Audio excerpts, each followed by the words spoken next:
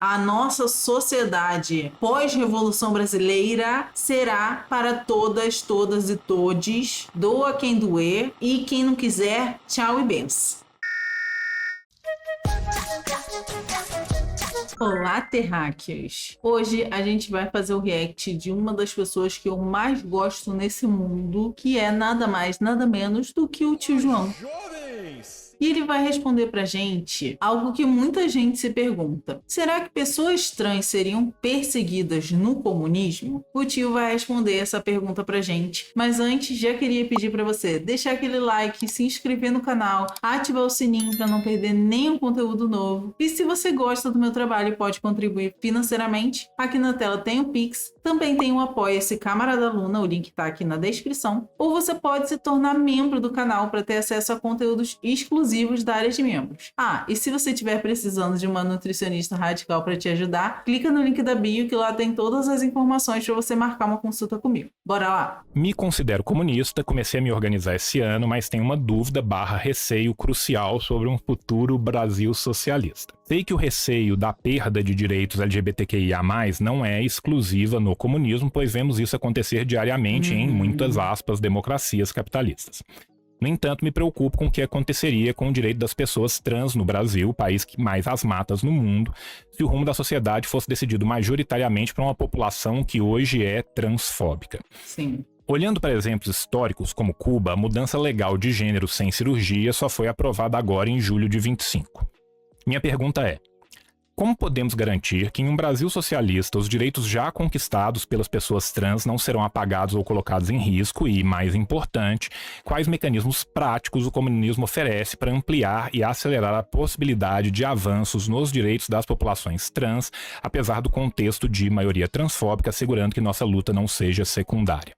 Minha querida Duda, vamos por partes aqui. Excelente pergunta, né? Assim, acho que é uma dúvida que muita gente tem e foi muito boa a forma que foi feita a pergunta, então acho que vai ser muito bom. Mas eu já queria levantar aqui uma informação de que a União Soviética foi o primeiro país a descriminalizar a homossexualidade, né? Lenin foi uma das pessoas que fez esses avanços. Depois a gente teve alguns retrocessos, sim, mas a gente teve essa vanguarda da União Soviética na legalização e na descriminalização da homossexualidade, né, de pessoas LGBT no geral. Mas vamos ouvir o tio, que ele vai saber muito melhor do que eu. Parte número 1.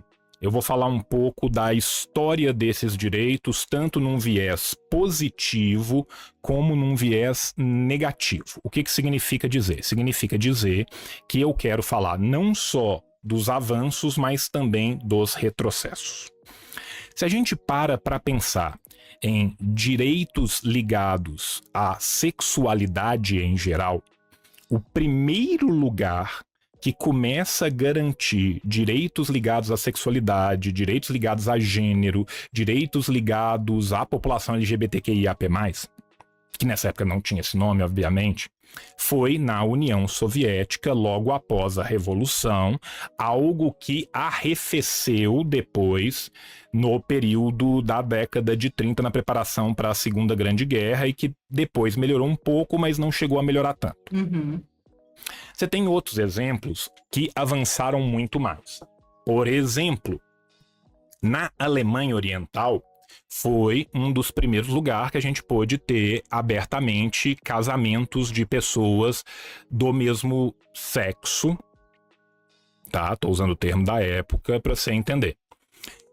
Cada experiência foi bastante única em relação a isso, e isso varia muito, obviamente, de cada uma das sociedades. Inclusive, agora a gente está vendo lá em Burkina Faso, vendo inúmeros avanços com o Ibrahim Traoré, com a revolução anticolonialista que ele está fazendo lá no Sahel, né? Porém, a gente acabou de ver alguns retrocessos exatamente nessa área, contra direitos da população LGBT. Mas a especificidade lá de Burkina Faso é que é uma revolução que está muito associada a religiões islâmicas. Então, a gente viu esses retrocessos acontecendo. Por isso o tio está falando que é muito específico de cada lugar. Isso não quer dizer que a revolução no Brasil vai ser igual, mas é algo que a gente tem que se preocupar exatamente pelo comentário da Duda, que fez essa pergunta, porque o Brasil é o lugar que mais mata pessoas trans, porque a gente vive numa sociedade extremamente transfóbica ainda. Então é uma dúvida extremamente relevante que a gente precisa chamar a atenção exatamente por isso. Porque, dependendo com que a forma que as coisas cheguem, poderia ser que isso acontecesse, assim como aconteceu em outros lugares, como a gente está vendo. Porém, tem formas da gente fazer isso sem que isso aconteça, que é o que o tio está falando. Vou dar um último exemplo,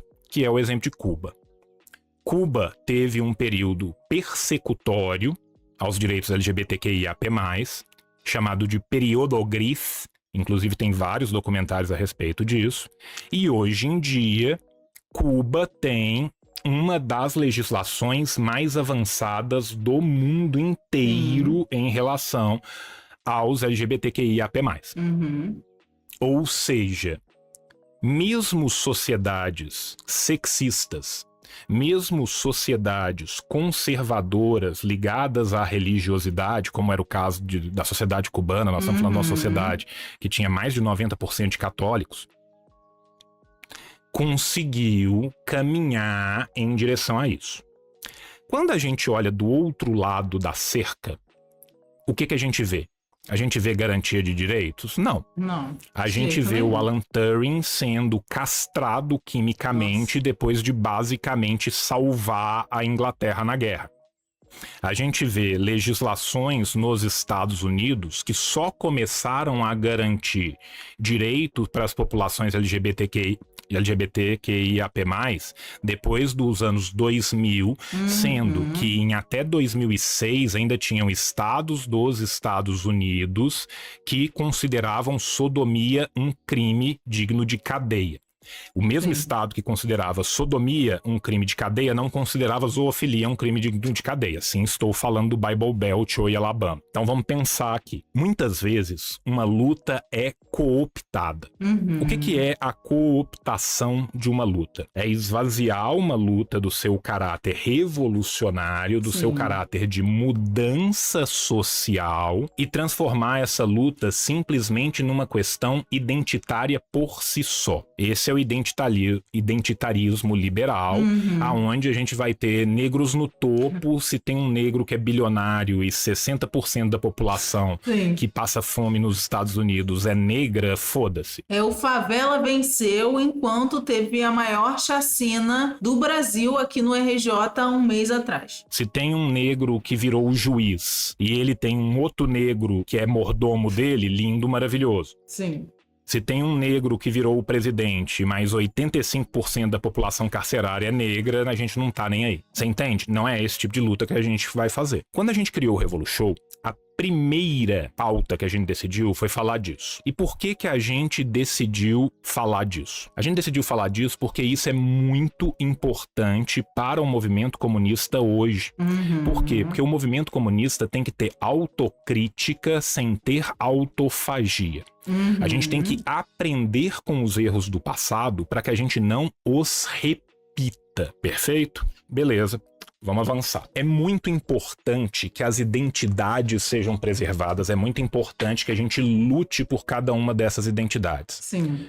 Pela população trans, mas também pelos povos originários, mas também pelos neurodivergentes, mas é mais importante ainda que todas essas lutas estejam perpassadas pela luta de classe. Sim. Então a gente defende um movimento negro marxista, um movimento feminino marxista, um movimento LGBTQIAP+, marxista. Por quê? Porque senão a gente passa muito rapidamente a esvaziar a pauta e transformar essa pauta somente nesse engodo liberal. Se não, gente, serve só para vender mais produto LGBT em junho, serve para nada. Vira o vegan wash que a gente falou, ou qualquer outro movimento de greenwash, vegan wash, o LGBT wash, sabe? Tem tudo. Tem tudo. O capitalismo pode cooptar qualquer luta, virando assim uma luta identitária. Então, a gente tem que lutar para que esses movimentos lutem pela real emancipação da classe trabalhadora. Assim como o veganismo popular luta pela emancipação de todos os seres, sem importar qual é a espécie dele, se é animal ou é humano, a gente também tem que lutar por um movimento LGBT, por um movimento negro, por um movimento neurodivergente, que lute pela emancipação de todos, não apenas de alguns. Aonde se tem uma pseudo-liberdade até um certo ponto que mantém uma exploração que subjaz por trás. Exatamente. Isso vem de uma educação continuada também da população.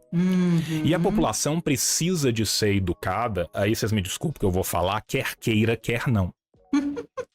Você pode ter a mais absoluta, total e renitente certeza, e isso eu posso falar em nome de todos os grupos maoístas do Brasil, que eu conheço todos eles, e tenho certeza que posso falar no nome de todos os grupos marxistas-leninistas do Brasil, conheço eles de fora, conheço alguns de dentro.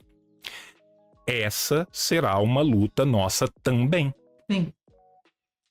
Para nós, uma sociedade verdadeiramente de transição para o socialismo é uma sociedade onde as pessoas ganham direito, não onde uma sociedade que as pessoas perdem direitos. Com certeza, gente. E é exatamente por isso que eu tô sempre aqui. Gente, eu como uma pessoa LGBT, neurodivergente, consigo ver e falar para vocês que a nossa luta é pela libertação de todos os povos oprimidos. Todos. Todes. Sabe? Todes. Independente de qualquer coisa. Então, assim, a nossa função é garantir direitos a todos. Como você muito bem pontuou, o Brasil é o país do mundo que mais assassina a sua população trans, mas também é o país do mundo que mais consome pornografia produzida por essa mesma população. E no modelo capitalista, onde nós todos somos mercadoria, uma coisa retroalimenta a outra. Sim. Uma população trans que não tem acesso à educação, acesso a mercado de emprego, acesso à própria sociedade, se vê cada vez mais forçada a se prostituir, cada vez mais se consome esta prostituição que é impingida sobre essa população, e uma vez que são cidadãos de segunda classe de fato no modelo capitalista, são descartáveis. É contra tudo isso que a gente tem que lutar. E essa luta, uma vez que ela vai ser encabeçada por pessoas que estão vindo de uma vanguarda essa, que entende em que tempo estamos aqui agora, você pode ter a mais absoluta e renitente certeza que isso vai acontecer. Através de quais mecanismos? Aí a gente tem que entender o que é uma sociedade de transição. Uma sociedade de transição para o socialismo, ela ainda tem várias características que são do capitalismo, quando uma revolução acontece. E é por isso que o socialismo é a fase de transição entre o capitalismo e o comunismo, que seria a fase que a gente já não tem mais distinção de classes. Por isso a gente não diz que houve nenhuma experiência comunista no mundo até hoje. Só experiências socialistas. E por isso também a gente se diferencia de alguns movimentos, inclusive dos anarquistas, porque a gente acredita que precisa ter essa fase de transição. Porque a gente não vai ter a revolução e no dia seguinte todo mundo é socialista e comunista e acabou. Porque vai ter um período de adaptação, vai ter um período de grandes mudanças. A gente tem visto isso acontecer por exemplo, na China, que já veio da revolução há um tempo, que tem os seus planos quinquenais, né? Que tem avanços ao longo dos anos. Então, é preciso essa fase de transição. Não dá para a gente pular de uma sociedade extremamente racista, misógina, transfóbica, por uma sociedade sem opressão, num piscar de olhos depois da revolução. Vai ter essa transição. Só que as construções que se dão nela são diferentes. Eu dei o exemplo, por exemplo, da União Soviética. O que eles fizeram para garantir essa nova liberdade para as mulheres e liberdades sexuais e de gênero? Não basta simplesmente ter uma legislação. Não basta, porque aqui no Brasil a gente tem a legislação que se chama Constituição Cidadã, que diz que todo mundo tem direito à moradia, à comida, todo mundo é igual perante a lei, e a gente sabe que na prática isso não se concretiza, né? Então não adianta ter só uma legislação, tem que ter muito mais do que isso. Essa legislação precisa de funcionar. O problema do organograma jurídico burguês, no caso, principalmente o problema do organograma jurídico burguês brasileiro, não é falta de legislação, é falta de implementação de todas essas legislações, entende? Numa sociedade onde nós vamos ter o partido representando as massas, mas o partido que está representando as massas não está lá para representar os erros, não está lá para representar os preconceitos, ele está lá enquanto vanguarda. Ele está lá para causar essa mudança para uma sociedade onde possamos ser, de fato, iguais em nossas desigualdades. Exatamente. Assim como já diria Rosa Luxemburgo, revolucionária, feminista, maravilhosa, a gente luta por um mundo onde a gente seja socialmente igual, humanamente diferente, mas totalmente livre. Totalmente livre de racismo, totalmente livre de LGBTfobia, totalmente livre de capacitismo, totalmente livre de machismo, totalmente livre de todas as opressões que o capitalismo nos impõe. Então, é implementação tanto do arcabouço jurídico, esfera jurídica, mas principalmente na esfera política e na esfera da prática material, da garantia disso. Se a gente atravessa, Duda, a fronteira e vai para a Argentina tem escolas já de segundo grau para que as pessoas trans que não conseguem estar bem inseridas em outras possam estudar. Tem um grau de escolaridade das pessoas trans da Argentina infinitamente superior ao nosso, por mais que pese o Milei fodendo tudo. Isso já é uma conquista histórica da sociedade argentina. Sim. E essas pessoas, então, passam a ter um acesso ao mercado de trabalho, e com esse acesso ao mercado de trabalho diminui-se a necessidade da exploração sexual dessas mesmas pessoas. A gente está vendo agora algumas universidades públicas, né, implementando cotas para pessoas trans. Isso é um avanço. Apesar de ser um band-aid, é um avanço que vai fazer com que mais pessoas trans tenham acesso às universidades, assim podendo entrar em melhores oportunidades de emprego e tendo melhores qualidades de vida. Então a gente também tem que reconhecer que isso é um passo importante, mas que não é a solução. Então existem diversas formas diferentes de implementar isso, sabe? E eu tenho a mais absoluta e renitente certeza que nós vamos fazer isso, pese qualquer pesar. O limite dentro de uma sociedade socialista da opinião individual é o coletivo. É isso. Me permite explicar isso melhor. Exatamente. Religião na União isso. Soviética era proibido? Não. O que era proibido é a religião se tornar uma classe para si e começar a ter papel político. Se dentro da sua casinha você quiser ser ortodoxo, grego, siríaco, russo, se você quiser ser cristão, católico, foda-se. Só que se a sua religião dissesse filhas, mulheres não podem estudar, os caras iam lá e iam colocar as mulheres da sua família pra estudar, e se você achasse ruim, você tava preso e foda-se. Se a sua religião dissesse eu não posso receber uma transfusão de sangue mesmo que eu esteja morrendo, os caras vão te dar uma transfusão de sangue que você tá morrendo, você precisa daquilo, e foda-se. Olha, isso aí eu estou assino embaixo que o tio tá falando, tá? Total. Ai, porque eu não vou vacinar o meu filho porque vacina causa autismo e os caralho é 4. Ah, mas vai vacinar sim. Ah, mas vai vacinar sim, você querendo ou não. Porque é isso. afetou o coletivo, afetou outras pessoas, não é escolha individual. Não é escolha individual. Então você pode ter a mais absoluta certeza, Duda, que a gente conquistando o poder, a gente construindo um outro Brasil, este Brasil será de todas, todos e todes. E foda-se. Quem não gostar, porta da rua e porrete gigante é a serventia da casa. Espero que eu tenha te respondido, minha querida companheira. Tá bom? O que seria da gente sem tio João, né? Apenas perfeito, maravilhoso. E assim, faço das palavras do tio as minhas também. A nossa sociedade pós-Revolução Brasileira será para todas, todas e todes. Doa quem doer e quem não quiser, tchau e benção. Porque a gente vai acabar com essas opressões todas. E é isso. Não gostou? Morde as costas, né? Então eu espero que você aí, que é uma pessoa trans, uma pessoa LGBT, ou, né, simpatizante aí que esteja assistindo, ou até uma pessoa que tem também os seus preconceitos e seus conservadorismos, tenha assistido esse vídeo e tenha esclarecido um pouco mais a sua mente, deixado o seu coração um pouquinho mais quentinho. Por isso, deixa aquele like, ajuda pra caramba no engajamento, ativa o sininho para não perder nenhum conteúdo novo do canal, se inscreve no canal se ainda não for inscrita ou inscrito. E pô, se você gosta do meu trabalho e quer me ajudar financeiramente a continuar produzindo esses conteúdos aqui pro canal, aqui na tela tem o Pix. Você também pode ajudar através do Apoia-se Camarada Lu, o link tá aqui na descrição, se tornando membro aqui do canal para ter acesso a conteúdos exclusivos da área de membros, como os VODs das lives, as leituras radicais e muito mais.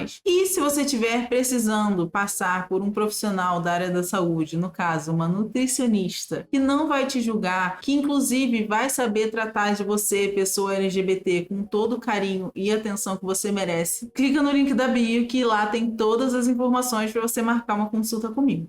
É isso, beijos e até a vitória!